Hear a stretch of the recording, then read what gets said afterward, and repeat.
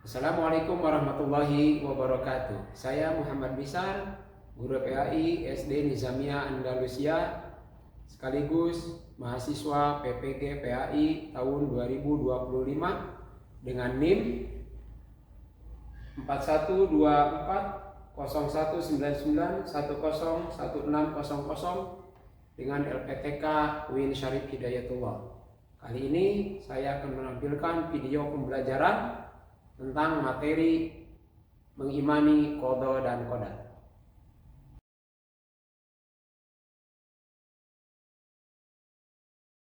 Assalamualaikum warahmatullahi wabarakatuh. Waalaikumsalam warahmatullahi wabarakatuh. Selamat siang. Siang. Terus kemana dia izin? Siang. Emang nggak masuk. Perasaan tadi kamu lihat Arki kemarin ya? Salah ya. Tapi yang lain semuanya alhamdulillah sehat ya. Kalau yang sakit ya bawa ke klinik, ke bawah. Halo. Nah, ini. Hari ini kita mengulas tentang iman kepada qada dan qadar.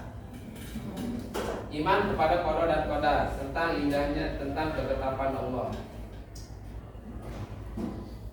Tujuan kita mempelajari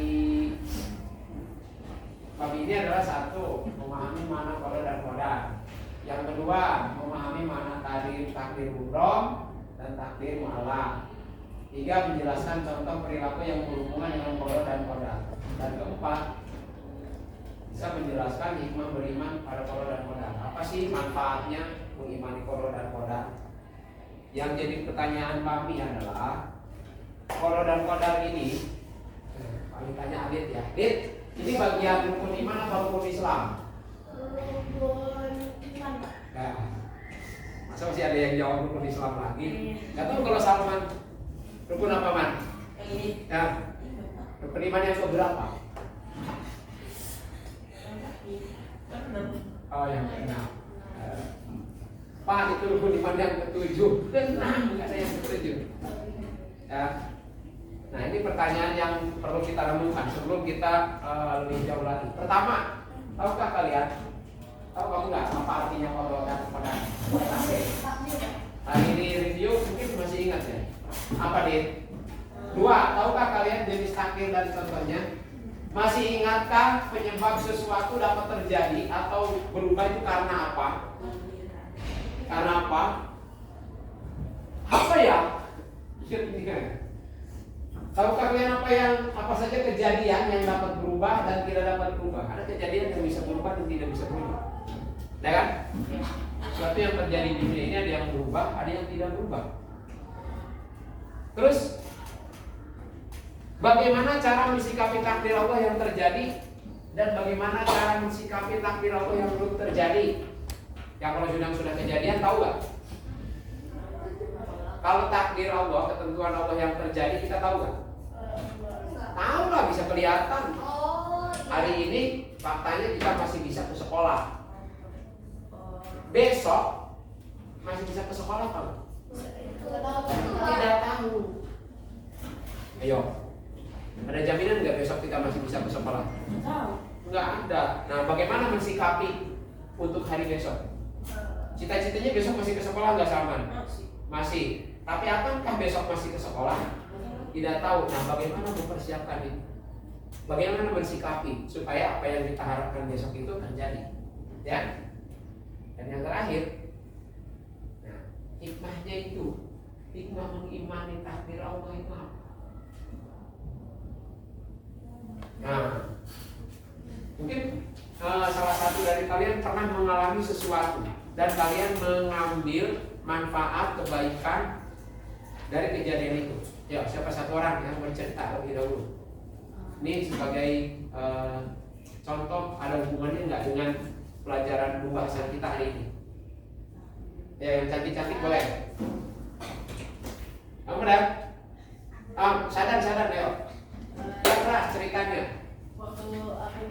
Waktu pagi-pagi aku baru bangun, tiba-tiba ada berita meninggal. Terus aku ke sekolah dulu.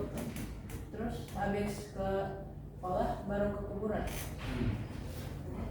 Terus apa hikmah atau kebaikan yang kamu ambil dari kejadian itu? Ya, Nangis. iya sih. Nah itu sikap, itu apa reaksi yang kita. Terus apa hal baik yang kita ambil dari kejadian itu? Hubungannya kita dengan, ini kan rukun iman. Rukun iman berapa tadi? Keenam, iman pada takdir. Hubungannya dengan takdir, kita dengan keimanan kita dengan Allah apa? Apa yang kamu rasakan saat itu? Sadar. Sedih. Itu perasaan. Kamu bertambah iman gak sama Allah? Kamu bertambah kesabaran gak? Apa yang kebaikan apa yang kamu peroleh hubungan kamu dengan Allah atas kejadian itu? Bersabar atas takdir yang udah ditentukan Allah. Bukan itu yang terjadi ya Allah. Mau gimana lagi? Nangis. Balik lagi nggak? Setiap sesuatu itu. Ini 6 poin ini, ya 6 poin pertanyaan ini, mudah-mudahan nanti bisa membuat meningkatkan kesadaran kita, keimanan kita tentang rukun iman yang ke.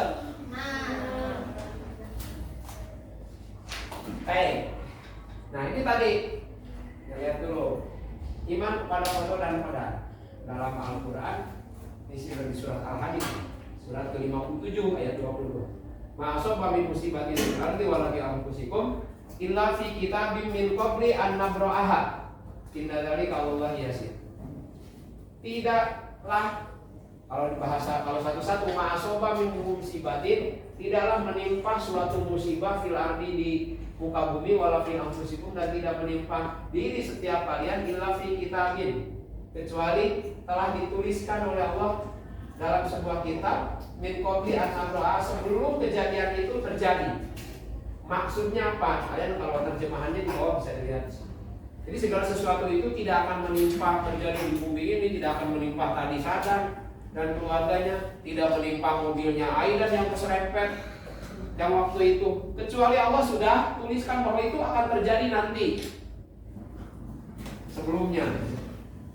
Inna dzalika 'alallahi yasir. Hal yang seperti itu bagi Allah hal yang mudah. Di situ ada tanda merah. Yang tanda merah ini berarti berkaitan dengan foto. Jadi ketentuan Allah sebelum segala sesuatu itu terjadi. Nah ini kan di awal kan. Berikutnya, yang berikutnya yang ini juga. Ini dalilnya lagi, keterangan yang menjelaskan tentang adanya ketentuan Allah. Lahu mu'aqibatun min baini yadayhi wa min khalfihi yahfazunahu min amrillah innallaha la yughayyiru ma biqaumin. Nah ini dimulai dari catatannya innallaha la yughayyiru ma biqaumin hatta yughayyiru ma bi anfusihim. Sesungguhnya Allah tidak akan mengubah keadaan suatu kaum, suatu umat, suatu bangsa hatta yughayyiru sehingga mereka mengubah ma bi anfusihim segala sesuatu yang berkaitan dengan mereka oleh diri mereka sendiri. Artinya kalau suatu bangsa, kalau kaum mau maju, mereka sendiri yang harus berusaha. Kalau kalian, Aidan, Adi dan teman-temannya yang putri-putri di sini mau pintar, ya harus berusaha, belajar. Mau kaya, bekerja, berdagang, berusaha, bisnis. Mau sehat, makan makanan teratur, olahraga, istirahat, terus jaga kesehatan. Kan begitu. Jadi kalau kejadian sehari-hari di dalam kehidupan kita yang mengusahakan. Kita yang mengusahakan. Tinggal nanti terjadi atau tidak usaha dan keinginan kita. Gitu. Nah ini tadi yang kita sebutkan. Makna qada. Nah itu yang merah-merah dan makna qadar. Ya. Apa itu? Coba satu orang bacakan. Dit, yang dekat Dit. Kamu udah pakai kacamata kan Dit, jadi kelihatan jelas. Qada apa itu Dit? Makna qada adalah keputusan atau ketetapan yang telah ditentukan oleh Allah sejak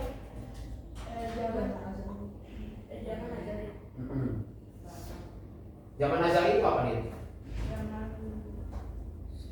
Zaman azali adalah zaman sebelum Allah Subhanahu wa taala menciptakan seluruh makhluk. Iya. Jadi sebelum dunia ini diciptakan, makhluk itu siapa? Makhluk itu segala sesuatu yang Allah ciptakan itu disebut makhluk. Dari kata khalaqo. Khalaqo itu menciptakan. Makhluk yang diciptakan berarti selain Allah itu makhluk. Nah, sebelum diciptakan Allah sudah membuat ketetapannya. Seperti seorang sutradara. Seorang sutradara film itu sebelum film jadi apa dulu yang dibuat? Ya, skrip, skenario. Tulis skenarionya. Filmnya udah jadi belum? Belum. Filmnya belum jadi. Baru skripnya, skenarionya, ceritanya begini, ceritanya begini, ceritanya begini. Barulah dibuat film. Nah, jadi skenario itu ya, itu seolah-olah sama dengan kodok. Kodok itu seperti skenario. Kejadiannya belum, baru rencana. Kemudian dibuatlah filmnya. Jadilah ada pemerannya segini, yang jadi ini, yang jadi ini. Terus disuting, jadilah sebuah film. Itulah faktanya yang disebut apa? Nah, bacakan Aidan, apa itu qadar? Qadar adalah ketentuan Allah yang telah terjadi pada seluruh makhluknya. Itulah yang terjadi. Jadi udah jadi filmnya. Jadi dari skenario jadi filmnya. Qada Allah yang sudah ditentukan, kemudian Allah ciptakan kehidupan, jadilah, lahirlah Naldif, terlahir ke dunia ini jadi laki-laki. Itu sudah direncanakan di qadanya. Jadilah. Nah, inilah faktanya, qadarnya. Levana jadilah perempuan. Inilah faktanya. Hari ini dan kalian bersekolah di Nizamiyah. Fakta yang terjadi, ya. Nah, inilah qadar. Itu. Inilah qadar. Sebelum dilanjutkan, kita nonton dulu ya. Nanti dari tontonan ini kita coba diskusikan. Nah, halo. Pelan dulu iklan.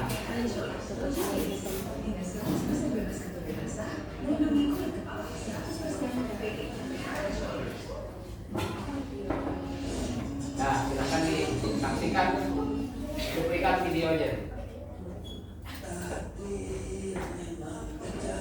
Lagi nyanyi kan? Bukan, baca berita. Iyalah, lagi nyanyi, pakai beritanya. Oh iya, ngapain orang di sini? Lagi pesen martabak. Serius, bukannya di sini hanya jualan iya. Nah, kau tahu kenapa masih nanya ngapain di sini? Kalian sering banget sih. Maksudnya kenapa seharian ngopi mulu? Gak ada kegiatan lain apa? Emang mau ngapain lagi? Bukannya semua yang akan terjadi padaku sudah ditentukan oleh Allah. Jadi percuma aku melakukan sesuatu. Ujung-ujungnya kembali ke takdir Allah juga. Wah, pemahaman yang bahaya ini. Ya emang benar kan? Ngapain kerja keras? Kalau takdirnya miskin, ya tetap aja miskin. Memang benar. Jauh sebelum kita diciptakan, Allah sudah menulis semua kehendaknya terhadap kita. Inilah yang disebut dengan qada. Kemudian setelah kita tercipta, kehendaknya itu akan terrealisasi atau terjadi pada kita sekarang. Itulah yang disebut qadar. Tuh kan, jadi kenapa kita harus berusaha? Belum selesai, dengerin dulu. Kita perlu berusaha dan berdoa karena kita tidak tahu sejauh mana Allah berkehendak atas diri kita. Maksudnya, misalnya gini, Allah bisa saja menghendaki Bang Supri saat ini menjadi seorang dokter. Jika 5 tahun lalu, Bang Supri mau melanjutkan kuliah kedokteran, tapi Bang Supri memilih tidak melanjutkan kuliah dan bersenang-senang. Keduanya sama-sama terjadi atas kehendak Allah, tapi Bang Supri lah yang memilih menjadi pengangguran sekarang. Oh gitu. Jadi maksudnya takdir itu ada kalanya bisa dirubah oleh kita. Benar, itulah yang disebut dengan takdir mu'alaq. Takdir yang bisa berubah atas kehendak Allah tergantung pada sebab-sebab yang diusahakan manusia. Lalu takdir yang tidak bisa berubah seperti apa? Misalnya takdir kamu dilahirkan ke dunia, atau takdir kamu terlahir sebagai laki-laki seperti sekarang. Inilah yang disebut dengan takdir mubrom, yang tidak bisa diubah oleh manusia. Artinya kita mau menjadi orang yang bermanfaat atau tidak, sukses atau tidak, itu salah satu dari takdir mu'allaq ya, yang bisa diusahakan manusia. Benar. Jadi apabila manusia merasa sekarang takdirnya buruk, berusahalah dan berdoa agar dapat beralih ke takdir lain yang lebih baik atas izin Allah. Bukannya malah putus asa dan malas-malasan, lalu menyalahkan takdir yang sebenarnya kamu pilih sendiri. Iya ya, sesungguhnya Allah tidak akan mengubah keadaan suatu kaum sebelum mereka mengubah keadaan diri mereka sendiri. Tidak ada yang bisa menolak takdir Allah kecuali doa.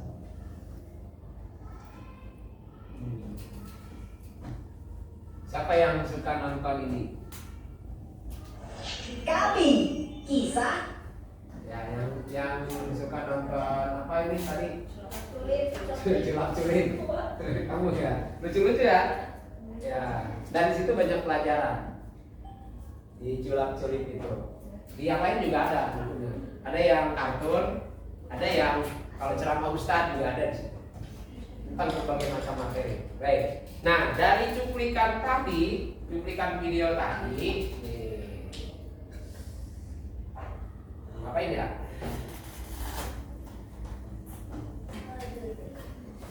Nih, 1, 2, ini 2 meja sini. Oh, ini 2 meja satu kelompok. Ini 2 meja satu kelompok ya. Situ. Ya, biar enggak pada ini.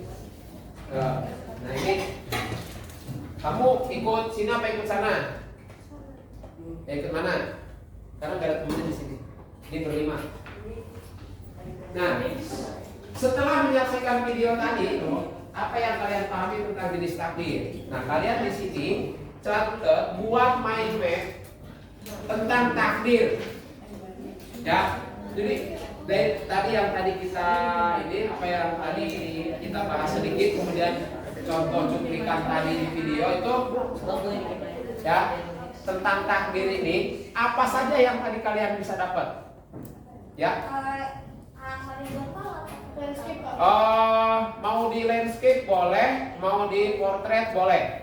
Ya, silakan. Mau di bawah, ngumpul di pojok, ngumpul di sebelah sana, silakan.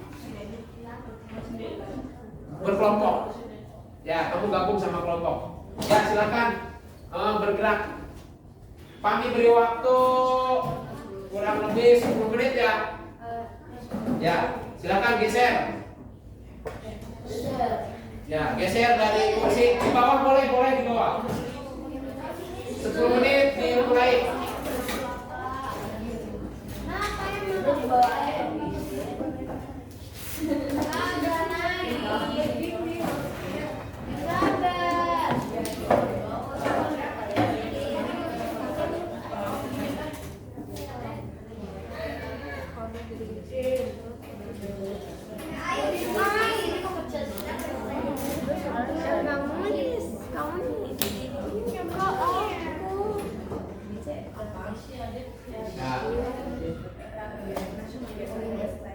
Apa yang kamu tadi pahami tentang itu? Buat mind map-nya dan kalau ada contohnya tuliskan contohnya.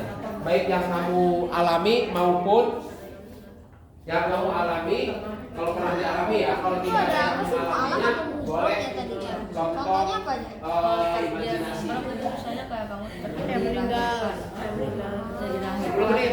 Kamu dilahirkan sebagai laki-laki. Oh Ini di sini. Kayak tadi yang kamu bilang gitu. Oh, boleh. Oke, terserah lah. Iya. Kamu jangan miring dong.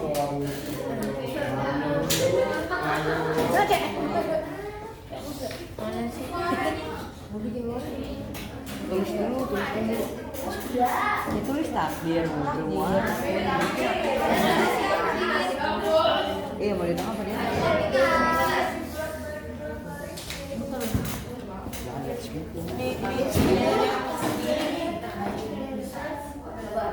Ya, itu kata kuncinya. Tentang jenis takdir. Jadi sederhana sih.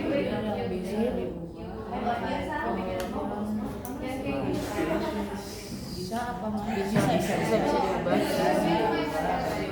dengan pengalihan dan doa.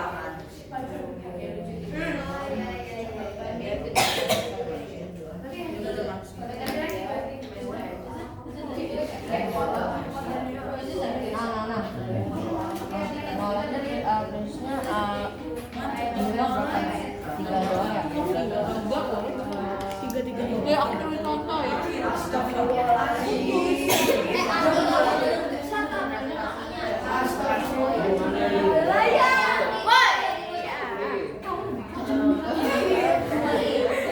keluar lewat 30.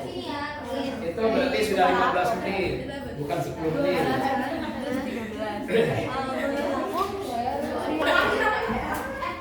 Kelompok 1 putra, awal siapa? Kelompok 2 putra, silakan maju. Ya. Kelompok 2 putri, maju. Ya, satu orang siapa bawa hasilnya?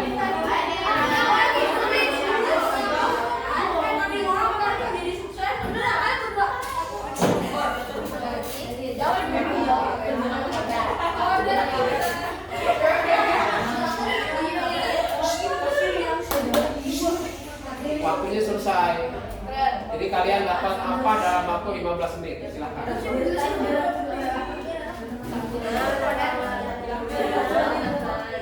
Oke, silakan. Hai. Kelompok yang lain tidak ada lagi yang diskusi. Kalau masih menyelesaikan, kamu tulis, tapi dengarkan hasil kelompok 1 putri.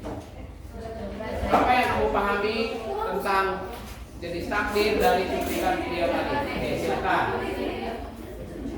Ya. Dibacakan. Arti takdir segala ketentuan Allah bagi makhluknya. Jenis takdir ada dua, yaitu mu'allaq dan mubrom. Takdir mubrom adalah takdir yang tidak bisa diubah, dan takdir mu'allaq adalah takdir yang bisa diubah dengan usaha dan ikhtiar. Oke, cukup? Sudah. Sudah? Ya. Oke, thank you. Silakan. Mulai kembali. Kelompok 2 putri atau kelompok 1 putra kalau sudah. Kelompok 2 putra kalau sudah, boleh silakan. Selesai belum? Belum? Putra? Belum? Ya.